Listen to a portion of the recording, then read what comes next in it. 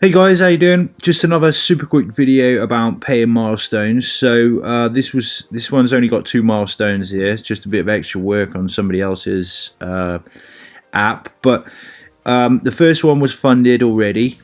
So now we're moving on to milestone 2. So I just want to show you how that works. We just click activate next milestone.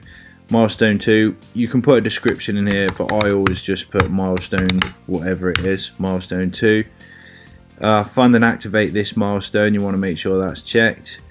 Don't really need the due date, and just click activate and fund milestone. So what that's going to do is release that last one that's in escrow and fund the next one. So that last one was paid, this one was held in escrow, and this one is now funded, ready to be paid. So they'll carry on working on that next milestone. Okay, thanks guys, just wanted to show you how that's working. Okay, bye for now.